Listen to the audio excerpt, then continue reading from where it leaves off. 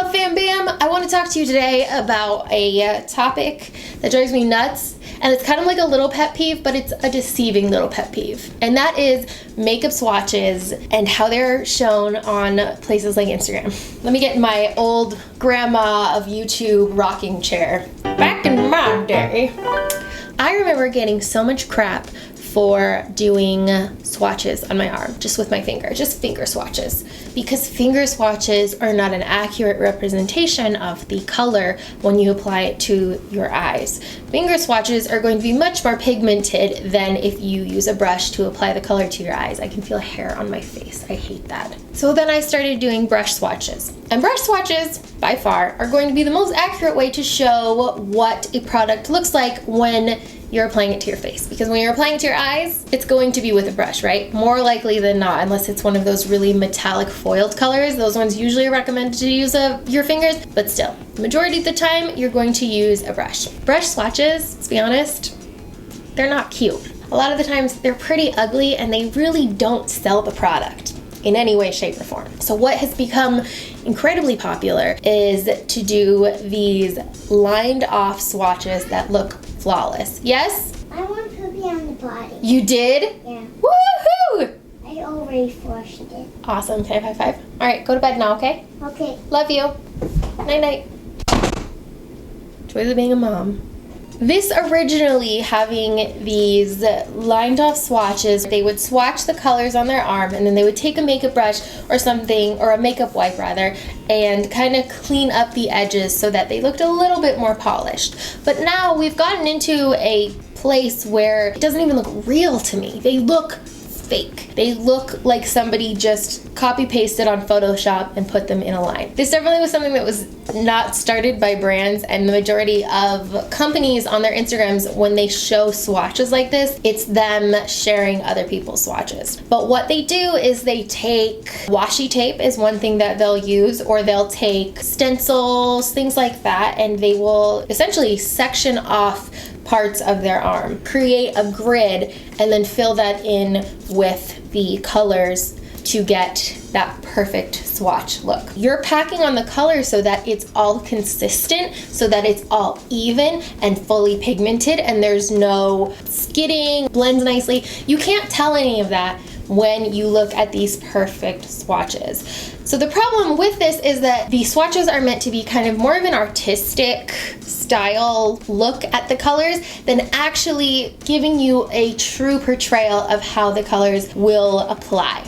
And it's really, truly at its base, it's false advertising. For example, I'm going to be doing a review of this brand very soon, and this is called Ace Beauty. The first time I saw them, I did not want to buy their products, and the reason for that is because of their swatches that they had on their website, or on their Instagram. They were on an arm, and they were sectioned off so perfectly, and they had text overlays that said all of the color names, and it didn't look even remotely real. It looked so Photoshop fake. I didn't want to buy the product because to me it was going, there's no way that this actually looks like this. I'm not gonna buy into this. I ended up caving because I think it was Dupe That's Instagram. They showed actual swatches and they looked the way they did. So you'll see the next video is going to be all about that. I'm going to show you guys the difference between these perfect swatches and a regular swatch, especially if you take a crappy palette. I can make any palette look phenomenal. It's not about seeing the consistency. It's not about seeing if the color applies nicely, if it blends nicely. So what I'm going to do right now is I'm going to use a color from the Urban Decay Born to Run palette because it's what's right in front of me.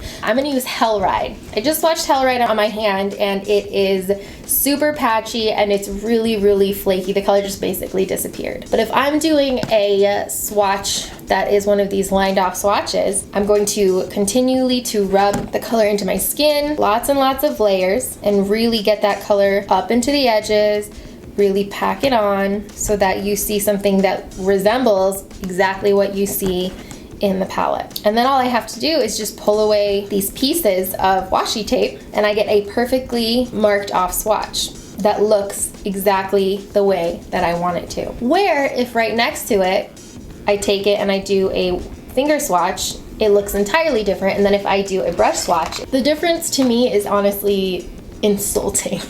It really is something where it makes me wonder, what are we trying to do here? Yeah, the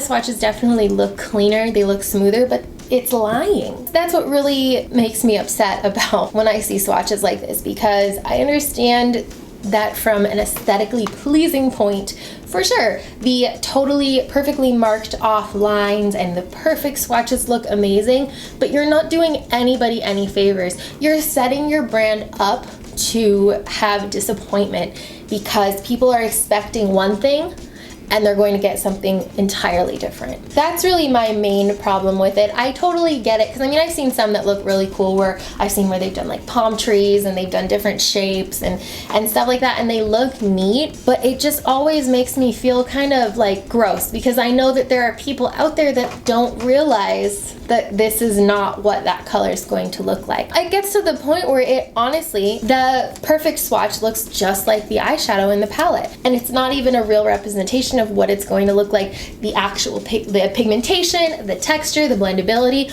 all of it you can at least kind of get with a finger swatch, especially with a brush swatch. And just this color in particular really shows how you have to be really weird with that. You have to think about what you're looking at and what are they trying to show here, because you saw how easy it was for me to just pack the color on for that perfect swatch, and then just how drastically different it looks when it comes down to just using a brush. I really hope that this was helpful. I hope that this kind of gave you some insight. I hope that new people are seeing this. If you didn't know this about swatches, please share this video. I really want people to understand that these perfect swatches that they see are a terrible representation of the actual product. Oh, it drives me crazy. Anyways, I love you guys a lot. I hope that this was helpful to you. Stuff and things and stuff, and I'll see you next time.